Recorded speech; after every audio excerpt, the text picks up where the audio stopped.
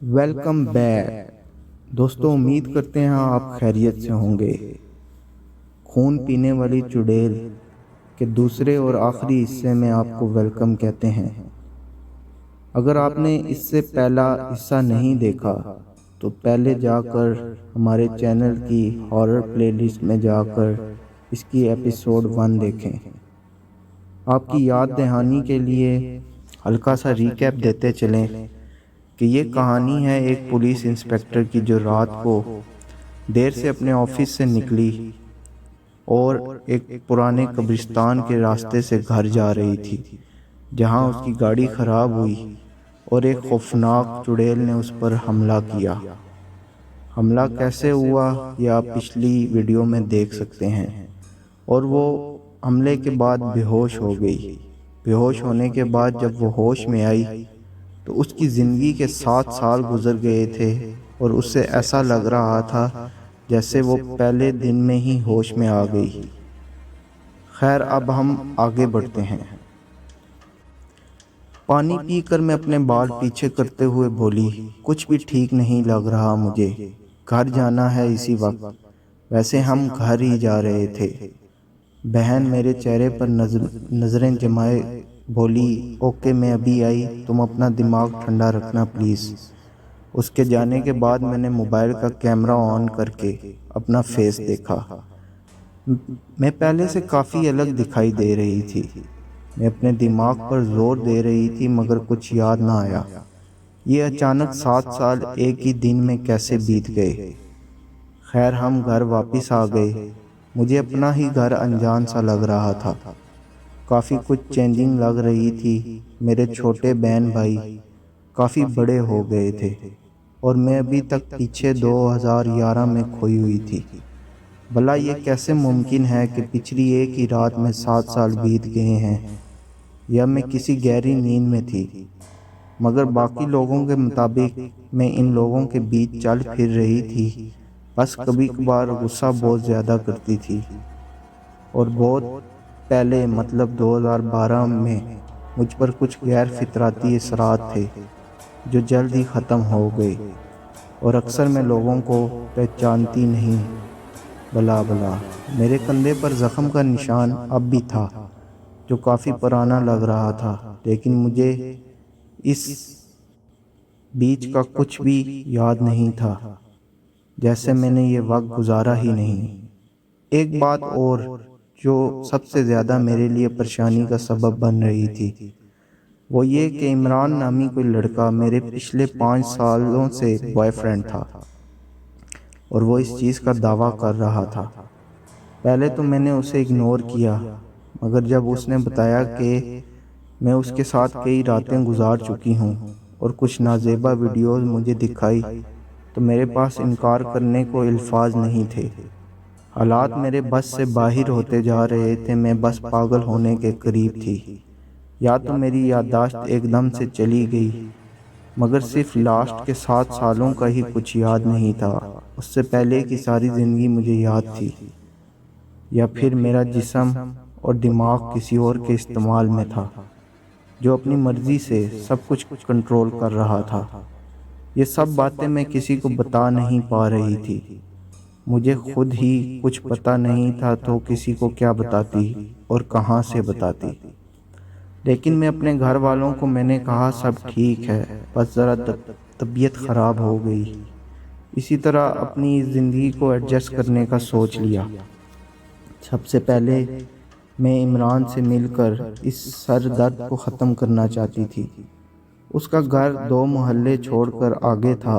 اتنا تو پتہ چل ہی چکا تھا کہ ہمارا تعلق کچھ زیادہ ہی گہرا ہے اور شادی تک کرنا چاہتے ہیں، اور ہم دونوں کے گھر والوں کو بھی اعتراض نہیں۔ میں اس کے گھر گئی اور سب سے پہلے سب سے ملی، لیکن وہ مجھ سے پہلی بار کی طرح نہیں مل رہے تھے۔ خیر، میں عمران سے بولی، مجھے کچھ ضروری بات کرنی ہے، کمرے میں چلو۔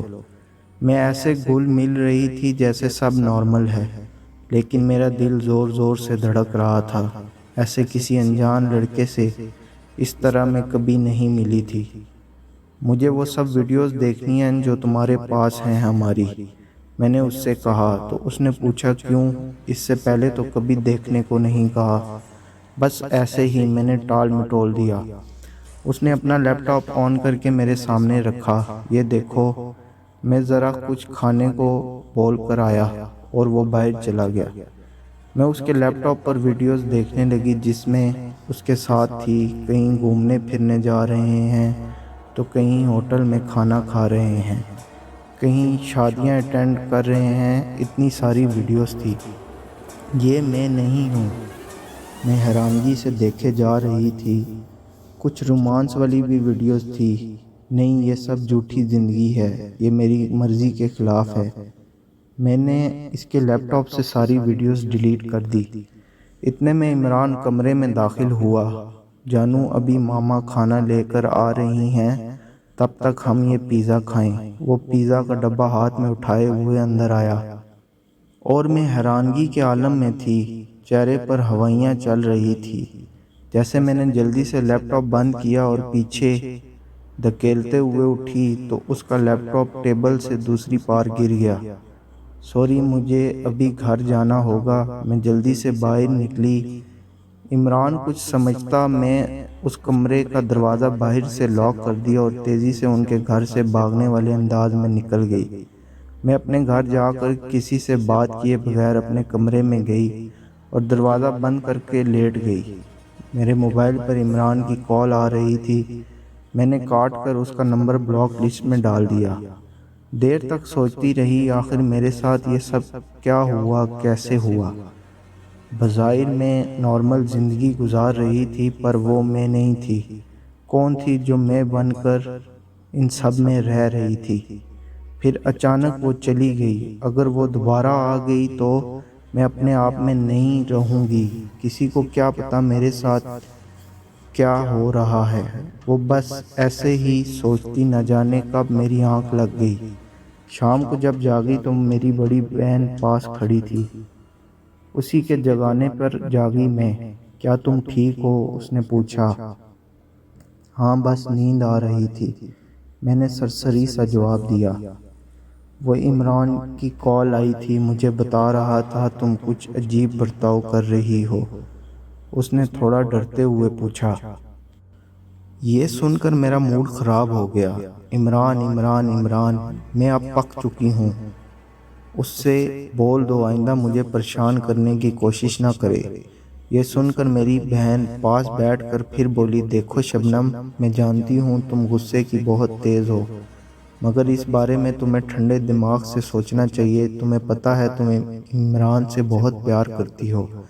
ایسے غصے میں اس کی بات کاٹتے ہوئے بولی، تم کچھ نہیں جانتی ہو، میں اس سے پیار کیسے کر سکتی ہوں؟ میں تو اس کے بارے میں کچھ بھی نہیں جانتی، وہ کون ہے؟ میں نے بے چارگی سے کہا۔ میں سمجھ سکتی ہوں تم اس وقت کافی پریشان ہو، وہ بولی۔ میں نے شانے اچکائے۔ نہیں، تم کچھ نہیں سمجھ رہی، میرے ساتھ بہت کچھ عجیب ہو رہا ہے، میرے اوپر کسی چیز کا سحر تھا۔ میں رو دینے والے انداز میں بولی، ہاں مگر وہ کافی پرانی بات ہے۔ آپی نے جواب دیا، یہ پرانی بات نہیں۔ میں کچھ بولتی اس سے پہلے باہر سے چھوٹی بہن نے آپی کو آواز دی تو وہ یہ کہہ کر چلی گئی کہ تم آرام کرو، بعد میں بات کریں گے۔ شام کے سائے گہرے ہو رہے تھے۔ میں اپنے کمرے سے نکلی، اپنی چھوٹی بہن فرزانہ کو لے کر چھت پر چلی گئی۔ میں نے اپنے بارے میں پوچھا کہ میں تمہارے ساتھ کیسے رہتی ہوں۔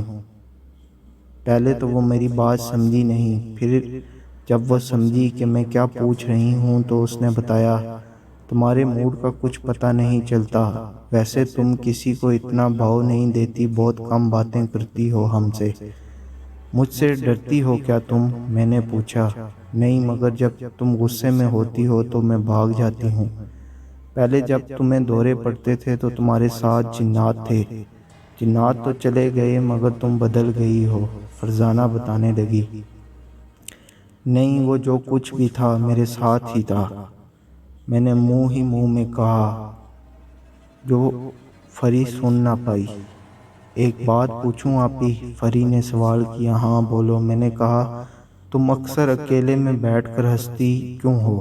فری نے معصومہ انداز میں پوچھا۔ میں موبائل پر لطیفے پڑھ رہی ہوتی ہوں۔ میں نے ایسے ہی جھوٹ بول دیا تاکہ وہ ڈر نہ جائے۔ مگر تم تو اندھیرے میں بیٹھی ہوتی ہو اور موبائل بھی نہیں دیکھ رہی ہوتی، تب بھی ہنستی ہو۔ اس نے دوبارہ سوال کیا، اور کبھی کبھی رونے لگ جاتی ہو۔ اس کی نظریں میرے چہرے پر جمی تھی۔ میں نے تھوک نکلتے ہوئے کہا، وہ میں جب اداس ہوتی ہوں تو ایسے کرتی ہوں۔ اچھا، ابھی تم کون سی کلاس میں ہو؟ ایسے ہی بات بدلنے کے لیے میں نے سوال کر دیا۔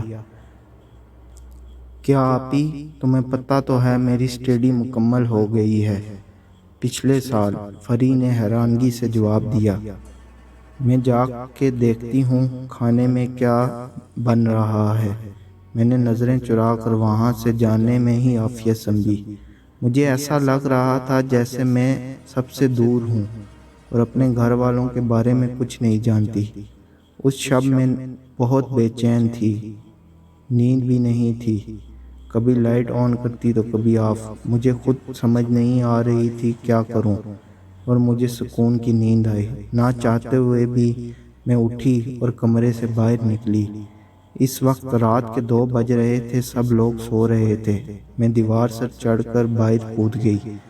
دل چاہ رہا تھا ایسا کروں، مگر بے چینی اتنی زیادہ تھی کہ میں کہیں دور چلی جاؤں اور اپنی کوئی الگ شروعات کروں۔ میرا دم اب گھر میں گھٹنے لگا تھا۔ میں کہاں جا رہی تھی مجھے خود بھی نہیں پتا تھا، بس کسی انجان منزل کی طرف چلی جا رہی تھی۔ کبھی واپس قدم موڑ لیتی تو کبھی الٹے قدم گھر کی طرف چلنے لگ جاتی تو کبھی آگے کی طرف بڑھنے لگ جاتی۔ پھر میں چلتے چلتے رک گئی۔ یہ مونگ پھلی کا کھیت تھا جس کے بیچ میں کھڑی تھی، نہ جانے کیا سوچ کر میں چلی جا رہی تھی۔ میں ادھر ہی بیٹھ گئی۔ چاروں سو ہو کا عالم تھا۔ چاند غروب ہو رہا تھا، اس کی سرخی مائل مدھم روشنی میں عجیب دہشت زدہ ماحول تھا۔ اتنی رات کو میں گھر سے دور اس ویران کھیت میں بیٹھی تھی۔ میں ڈر کر واپس گھر کی جانب بھاگنے لگی۔ پھر سے دل میں وسوسے آتے کہ گھر نہ جاؤں، مجھے کہیں دور جانا چاہیے، مگر میں اب بھاگے ہی جا رہی اور سر جھٹک کر اپنے گھر سے دور جانے کے خیالات رد کر رہی تھی۔ چور کی طرح دیوار پھلانگ کر گھر آئی اور چھپکے سے واپس جا کر اپنے کمرے میں لیٹ گئی۔ سوچ رہی تھی میں کتنی بڑی بیوقوف ہوں، ایسے ہی اس ٹائم کہاں خوار ہونے نکل گئی تھی۔ اگلے دن صبح 10 بجے میری آنکھ کھلی۔ واش روم میں فریش ہونے کے بعد کاداور آئینے کے سامنے کھڑی ہو کر بالوں میں برش کر رہی تھی تو تبھی میں نے غور کیا آئینے کے اندر میرا عکس ساکت کھڑی مجھے گھور رہی تھی۔ میں ڈر کر پیچھے ہٹی، مگر میرا عکس بالکل ایک جگہ کھڑا رہا۔ چند لمحوں تک یہ کوئی وہم نہیں تھا، لیکن کسی کو بتانے سے کوئی فائدہ نہیں ہونا تھا، سو میں نے یہ کسی سے شیئر نہیں کیا۔ اس کے بعد کچھ دن سب ٹھیک رہا، مجھے لگا سب نارمل ہے، مگر دل میں ایک انجانا سا خوف بیٹھا جا رہا تھا۔ رات کو میں جب اپنے موبائل پر گیم کھیل رہی تھی، تبھی کسی ان نون نمبر سے واٹس ایپ پہ ویڈیو کال آئی۔ میں نے ریسیو کی تو دوسری طرف کوئی لڑکی تھی، مگر مجھے ریئلائز ہوا کہ یہ کوئی اور نہیں، میں خود ہی ہوں، مانو جیسے میرے ہی موبائل کا ہی کیمرہ آن ہو۔ اتنا حیران ہونے کی ضرورت نہیں ہے، میری ہم شکل لڑکی بولی۔ میں نے موبائل ادھر ادھر گھما کر دیکھا تو ویڈیو کال پہ بھی اسی طرح کی پوزیشن بدلی۔ لڑکی غصیلی نظروں سے مجھے گھور رہی تھی۔ یہ تم ہی ہو، بس تمہارے دماغ سے کھیل رہی ہوں میں، لیکن تمہیں اب سمجھنا چاہیے مجھے جو چاہیے وہ دے دو، میرے ساتھ کھیل کھیلنا بند کرو، میں نے غصے سے کہا، مگر میرے لب خوف سے تھر تھرا بھی رہے تھے۔ اس کے بعد وہ کچھ نہ بولی، بس پاگلوں کی طرح ہنستی چلی گئی۔ میں نے موبائل آف کر کے رکھ دیا۔ آخر اسے مجھ سے کیا چاہیے اور ایسا کیا ہے جو میں اسے دے سکتی ہوں؟ اس کے بعد میرے ساتھ کچھ ایسا ہونے لگا جس کا اثر میری زندگی پر بہت برا پڑا اور میں سچ میں پاگل ہو گئی۔ وہ اس لیے کہ میری بات پر کوئی یقین کرنے کو تیار نہیں تھا۔ لوگ تو وہی بولیں گے جو ان کو دکھائی دے گا۔ دوستو، کہانی تھوڑی لمبی ہو رہی ہے، اس لیے ہم اس کو تیسرے پارٹ تک لے کے جائیں گے۔ کل انشاءاللہ اس کا تیسرا پارٹ بھی آ جائے گا، جو کہ آپ کو اوپر آئی بٹن میں نظر آئے گا۔ اگر آپ نے اس کا پہلا پارٹ نہیں دیکھا تو چینل کی ہارر پلے لسٹ میں جا کر پہلے اس کا پہلا پارٹ دیکھ لیں، پھر اس کہانی کو آگے مکمل کریں۔ چینل کو لازمی سبسکرائب کیجیے گا۔ شکریہ، اللہ حافظ۔